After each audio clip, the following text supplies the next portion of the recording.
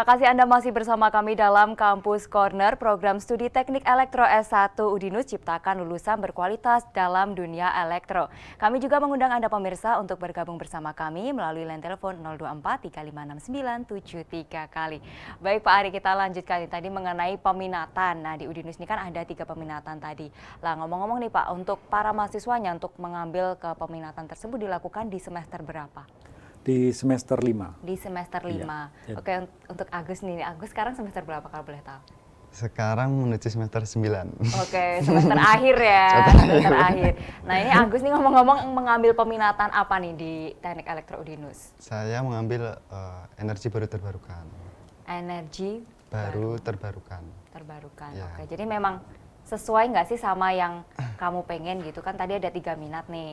Nah emang itu yang kamu pengen gitu atau gimana? Atau Iya. kenapa memilih itu?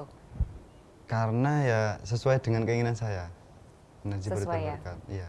Oke, jadi ini ngomong-ngomong nih ya Pak mengenai tenaga pengajar nih di Teknik Elektro Udinus kan sudah pasti kualitasnya oke ya. Nah ini untuk upaya nih untuk meningkatkan lagi kualitas pengajaran di Teknik Elektro Udinus seperti apa nih Pak?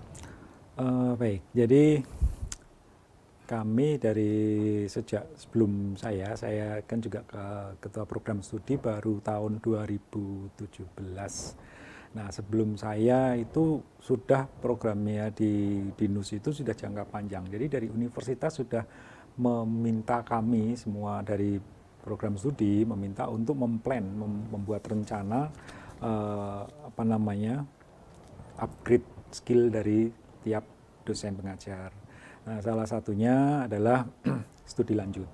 Seperti saya, studi lanjut kemarin waktu di tahun 2013, ya, seperti itu. Nah, itu sudah direncanakan. Jadi tahun awal kita sudah tahu ini nanti si A, si B, si C akan kuliahnya di tahun ini. Oke, Dan jadi dia harus ditarget juga lulusnya tahun sekian. oke, jadi itu. dari pengajarnya pun juga harus ditarget seperti itu ya Pak ya? Iya betul. Nah kami memang berkeinginan untuk itu. Ya. Nah di tahun ini mestinya kami harus juga menyekolahkan ya atau memberikan 2 orang untuk studi lanjut lagi. Nah itu. Terus itu dari studi lanjut. Kemudian dari sisi penelitian, pengabdian, alhamdulillah Udinus itu sangat support. Jadi selain memberikan banyak informasi tentang adanya grant-grant dari khususnya dari Dikti seperti itu, informasi ini ada hibah. Nah, kita nanti akan ikut mengikuti hibah itu. Terus kemudian juga dari lembaga penelitian kita di Udinus itu juga secara internal mereka memberikan ada itu baik pelatihan maupun juga ada hibah penelitian ataupun pengabdian. Nah, itu dari sisi penelitian dan pengabdian. Kemudian juga dari sisi workshop, itu kita juga sering mengikuti dosen-dosen itu workshop tentang sesuatu yang memang core-nya dia. Ya, jadi misalkan yang senang kontrol seperti mungkin saya ikut workshop tentang kontrol. Mungkin ada Pak Zainal Arifin ya, dia itu memang dia di dosen untuk yang energi baru. Nah, nanti setiap ada workshop atau seminar tentang energi baru, dia selalu ikut. Seperti itu. Jadi memang di kami ditargetkan seperti itu. Oke, tadi kan dari segi pengajarnya seperti itu ya Pak ya. Untuk dari segi mahasiswanya mungkin ada seperti apa Pak untuk meningkatkan mungkin dari pengajarannya atau seperti apa Pak? Ya, terlepas dari sebelum pandemi ini ya. Jadi kami kalau untuk di pengajaran memang sudah juga harus dari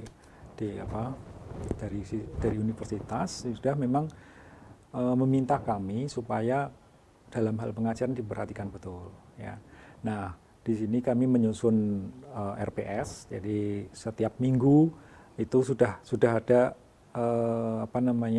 rencana pengajaran. Ya, di dalam rencana pengajaran itu juga memunculkan keterukuran dari si mahasiswa. Nah, di situ nanti kita bisa evaluasi. Nah, nantinya dari evaluasi itu selalu ada PDCA itu ya, Plan to Check and Action itu selalu seperti itu. Nah, materi-materi memang tidak kami pungkiri ya, kita kan juga swasta ya, dan raw material kita banyak. Maksudnya adalah tidak yang pinter semua atau yang tidak pinter semuanya, tapi variatif. Nah, itu sebenarnya tantangan sendiri buat kami ya. Bagaimana membuat bisa semua variasi ini bisa tercapai dalam hal pengajarannya dalam satu kali kejadian di kelas. Nah, itu tantangan dari dosen.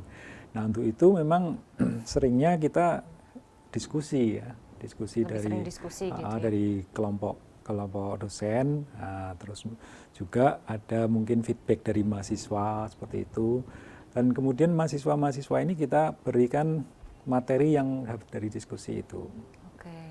Mahasiswa juga bisa memberikan komplain ya.